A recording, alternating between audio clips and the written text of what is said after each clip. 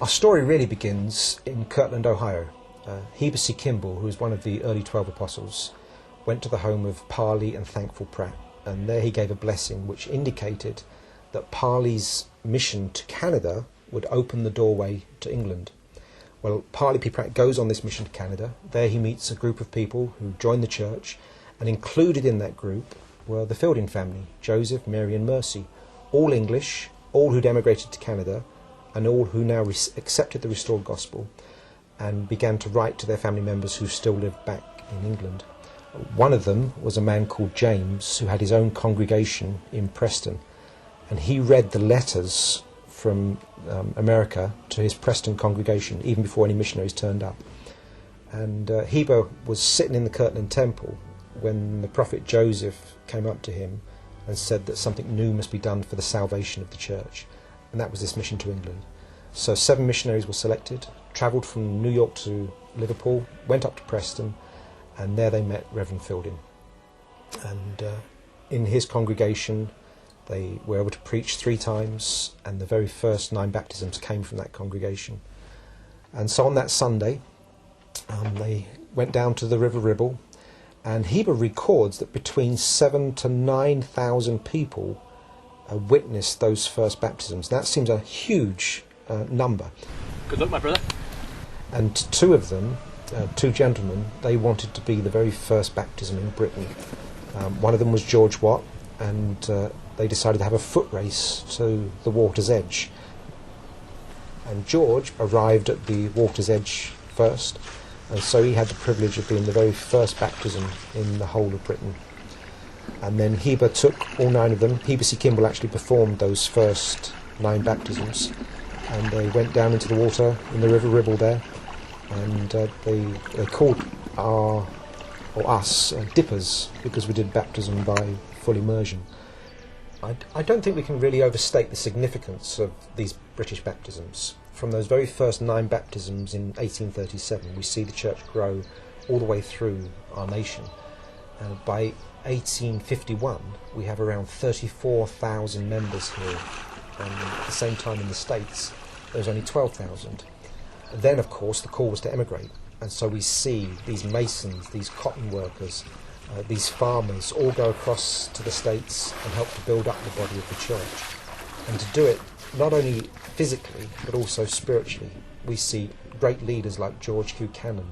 We see the 3rd president of the church, John Taylor, come from those converts. But we also see them making a big contribution in terms of being the stonemason in Salt Lake Temple or St. George Temple. It's just a lovely contribution all the way around. And I really think when Joseph said to Heber C. Kimball that this was for the salvation of the church, he recognised that these converts were really going to be like the lifeblood to the church in the States. We're here today on the banks of the River Ribble because 175 years ago, Heber C. Kimball baptised the first member into the church just up here behind me by the bridge.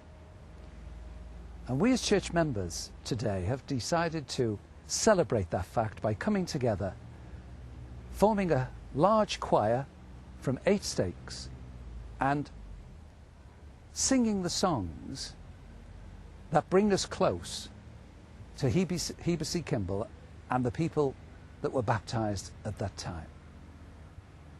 We have come to celebrate together as a church from all over the United Kingdom to show each other how the church has grown since those days and how strong in the British Isles it is after that first one baptism. So we're here in Avonham Park on the banks of the River Ribble in Preston tonight to celebrate the 175th anniversary of the arrival of the first missionaries in England. And the first baptisms that occurred here occurred in the River Ribble. And this being England and this being the summer, July, you'd expect we might get some sunshine. But in fact, in anticipation of what we expected, we have even waterproof Union flags to wave. We waved these flags when we sang Jerusalem, and we thought they'd better be waterproof because it is July and it is the summer. The connection between this place and the history of the Church of Jesus Christ of Latter-day Saints is phenomenal. This town Preston is the home of the longest continuous unit of the church anywhere in the world. This connection between Preston and the global church is an incredible historic link. And when you think of those first missionaries coming here, arriving as they did in the July of 1837 and getting off the stagecoach from Liverpool, they just arrived in Liverpool, off the ship. They come to Preston, they get off the stagecoach, and the first thing they see is this banner. It's election day, or it's leading up to an election. There's electioneering going on, and they see this banner, and on the banner it has the words, "The truth will prevail." Truth will prevail, it says. And the missionaries in one voice say, "Amen, amen, amen." They expected the miraculous.